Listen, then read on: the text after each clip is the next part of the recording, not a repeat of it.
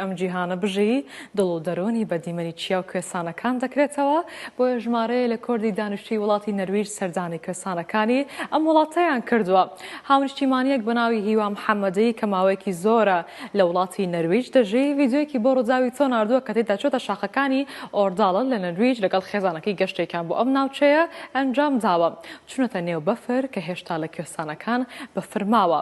هیوا هەر لە نێو ئەم کوێستانە دەستی بە گوتنی سیا چۆمانە و هۆرە خوێندن دەکا و دەنگی تێکەڵی سروشتی ئەم کوێستانانە دەکا.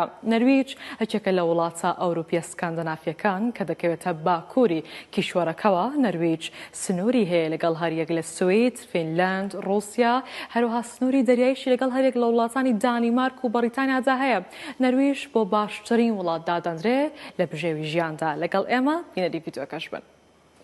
ئەمڕۆ 15 2020 لەگەڵ ئەم ئازیزانە هاتوین بۆ کوێستانەکانی نروێژ. ئەم پارچە ڤیدیۆیە پێشکەش دەکەم بە ڕووداوی تۆ بە بینەرەکانی. هیوادارم هەموو هاوڕێیان چاوی لێ بکەن، خۆشی لێ بگوزارێنن. ئەمەش سەر شاخێکی بەرزە، ئەم هەموو ئاوە لێ ڕاوەستاوە، هەمووی بەفراوە. پێشکەش یەکەم بە بینەرانی ڕووداوە بە هەموو ئازیزەکانی. پێشکەش یەکەم بەم هاوڕێیانەش هەر هەموویان ئەمە ئازیزانی خۆمانە.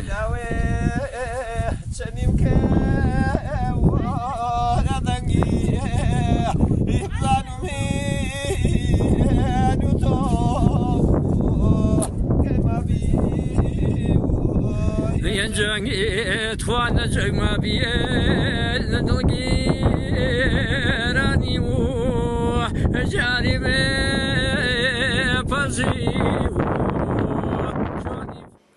گەلی سەکران کە دەکەوێتە زامێنی دارستانێکی چڕوپڕ